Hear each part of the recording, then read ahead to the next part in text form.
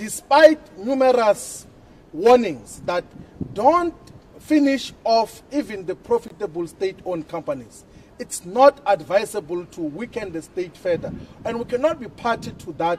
We cannot be party to a program that is undermining the capacity of the Secretary of State, because by the time he leaves, our South African fiscals will be collapsed.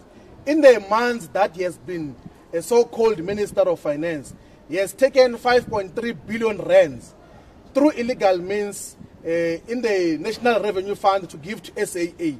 And why should we listen to such a person who is invading the National Revenue Fund for narrow purposes without coming with a clear transformative and changing program? Where's your consistency? Just sketch out for us. Which ministers do you recognize? Which ones don't you recognize? Even the whole question around President Jacob Zuma. 1 minute you recognize him, the next minute you don't, and then you recognize him again. When did we recognize him? Well, when you engaged him, after you had said you no longer engage him because deal with that. you no longer recognize him. Okay. Then you engage him with again, that. that says you recognize him again. No, Where's your consistency? We do not recognize Jacob Zuma as the president of South Africa. That is why even when he came for the question session, the last time he was here, we came as EFF to tell him that he is not allowed to address this country as a president of the Republic. In the same way, we do not recognize Malusi Gigaba as a Minister of Finance because he's a Gupta Minister of Finance. He must go and manage Gupta's finances, not the finances of the taxpayers of South Africa. We do not recognize all these Gupta appointees that have been put in cabinet, because if we recognize them, treat them like legitimate appointees of the state, like legitimate public representatives of the state, who are just forming part of the corruption that is ongoing in South Africa. So we do not recognize Malusi Gigaba as a Minister of South Africa for Finances. He's a Minister of Guptas. That is why we said to Parliament and the people of South Africa today that let us not allow Malusi Gigaba to speak about monies of taxpayers, because he knows nothing about that. He's just going to allocate monies to the Guptas to continue looting. Okay. If I may, please, Chief Whip, just talk to me a little bit about how the Speaker handled the manner in which the EFF raised your objections. Look, the Speaker now has reverted to the flagrant disregard of the rules of the National Assembly.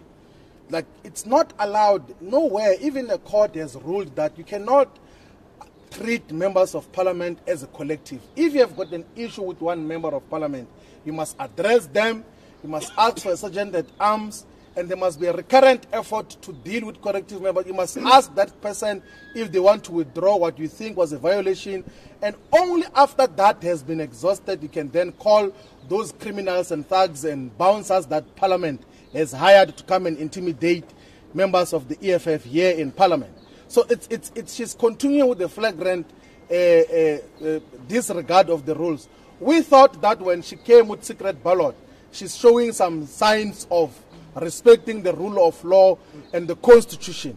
But now she seems to be going back to what she was before, of disregarding the rules and not wanting to listen to members of parliament, and that is inappropriate. We're going to raise it in the Rules Committee and appropriate platforms that her conduct is unacceptable. The last time we raised it with her, she even broke down and cried because she had admitted that we raised legitimate concerns about her flagrant disregard of the rules of the National Assembly. Would it be fair to characterize what she did as undemocratic? It's totally undemocratic, because we have got every right as members of parliament to raise on any issue that is contained in the rules of the National Assembly.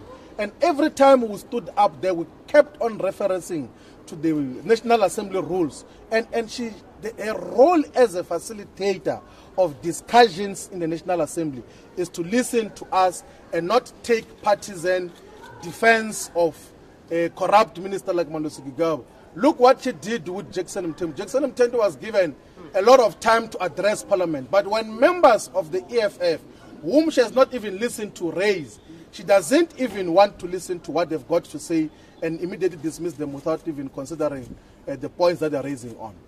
Okay, Paul, last one. MTBPS, quickly, did you have a chance to look at it? What are your thoughts, and are we due for a ratings downgrade?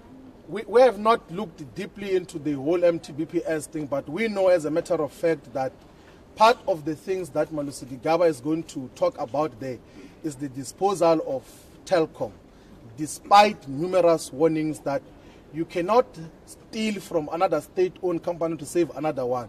Where's to save SAA, which has not been properly put into good measure now, has been looted and has been corrupted, misgoverned by Dudimieni for the longest time, but is going to dispose of a profitable company, Telkom, to save SAA. You must remember that Telkom contributed 3 billion to the national revenue funds in taxes and dividends. And this is the company that now you want to sell. It means those monies are now going to be received by private individuals, no more the state. And the money that you're going to help SAA with is just temporary measure. So it's one of the irrational decisions that continue to be taken. And just watch the space as to who is going to be the recipient of a disposed Telkom. Who is going to buy Telkom from the Department of Telecommunications?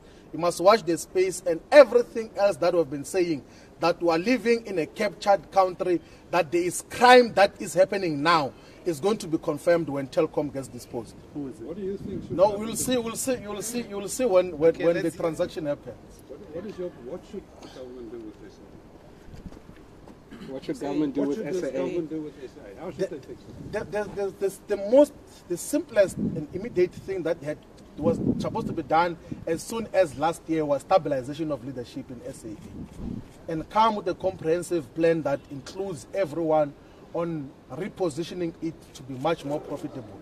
Because the non-profitability of SAA is not due to objective global conditions or the global economic failures. It's because of subjective management issues that had to be dealt with long time ago. It's about governance issues that were not properly dealt with. So we need proper leadership in SAA that is not captured, that does not account narrowly to politicians just to please them. There's a lot that you can do in SAA, but it's mostly internal issues that could have been dealt with as soon as last year. But the state should have an airline. Look, the state should continue to have an airline.